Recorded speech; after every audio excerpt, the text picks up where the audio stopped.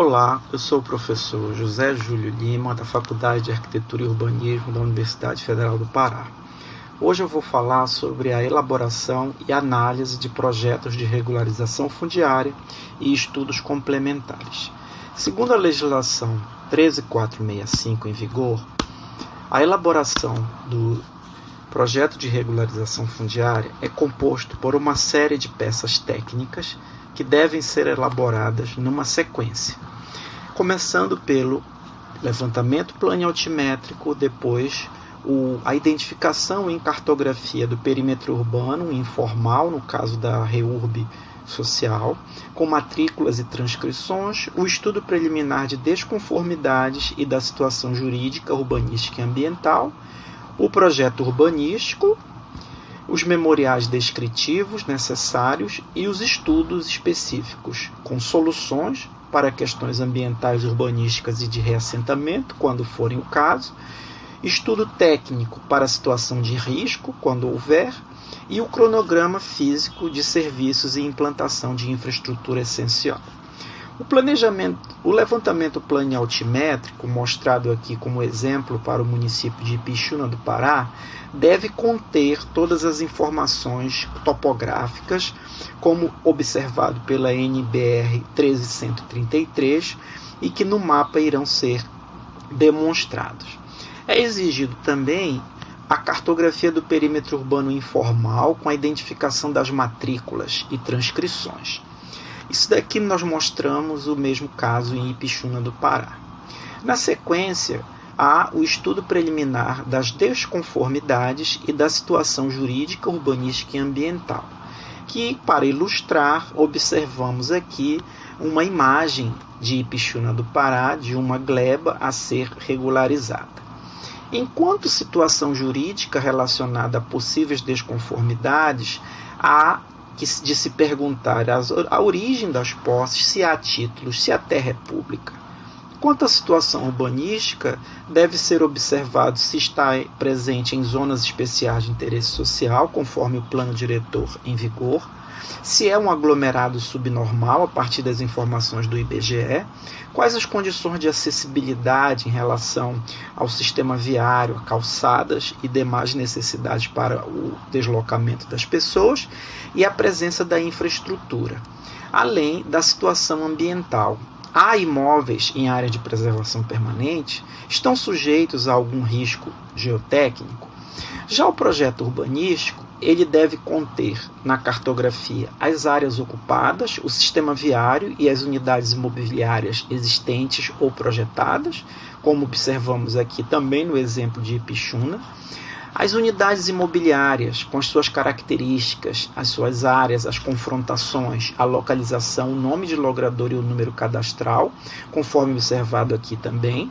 as quadras e as suas subdivisões em lotes ou as frações ideais da unidade regularizada e os logradouros e espaços livres, bem como aquelas áreas destinadas a edificações públicas e outros equipamentos urbanos a serem desenvolvidos. Além disso, o projeto urbanístico deve apresentar áreas eventualmente já usucapidas, as medidas de adequação para a correção de desconformidades. Aqui no caso nós já indicamos a partir da identificação de área de preservação permanente e das medidas de adequação da mobilidade, acessibilidade à própria infraestrutura e relocação de edificações quando necessárias. E aqui no caso de Ipixuna do Pará, mostrado na mesma cartografia. O projeto urbanístico deverá também identificar as obras de infraestrutura essenciais quando necessárias, incluindo o sistema de abastecimento de água potável coletivo e individual, o sistema de coleta e tratamento de esgoto, a rede de energia elétrica domiciliar, as soluções de drenagem, quando necessário, e outros equipamentos a serem definidos pelos municípios em função das características locais. Tudo isso irá compor, na sequência, o cronograma físico de serviços e a implantação de infraestrutura essencial, no qual deverá ser respondido o que, no caso das infraestruturas, quando, numa sequência temporal, quanto custará e qual a fonte do recurso no orçamento municipal. O estudo técnico previsto ainda dentro do projeto de regularização fundiária menciona o Código Florestal, com os seguintes itens: a classificação e caracterização da situação fundiária da área, a especificação dos sistemas de saneamento básico, a proposição de intervenções para a prevenção e controle de riscos geotécnicos e de inundações, bem como a recuperação de áreas degradadas e daquelas não passíveis de regularização em função dessas situações. Há ainda a listagem no mesmo Código Florestal mencionado na Lei 13.465, ou melhor, juntamente com o Decreto 9.310 de 2018, a necessidade de comprovação da melhoria das condições de sustentabilidade urbano-ambiental, a comprovação da melhoria da habitabilidade dos moradores e garantia de acesso público às praias e corpos d'água, buscando evitar situações como essa demonstrada na ilustração. Ainda no projeto de regularização fundiária, é importante apresentar soluções para questões ambientais e urbanísticas ou situações que exijam reassentamento. No caso, uma das soluções propostas para o município de Ipixuna do Pará, objeto da exemplificação aqui, é a implantação de um corredor ambiental urbano e a regularização com encargos de recuperação e preservação ambiental. Concluindo, o projeto de regularização fundiária ele irá demonstrar, a partir dos seus diversos componentes, as áreas passíveis de regularização imediata, com possíveis planos de melhoria, segundo os estudos e as soluções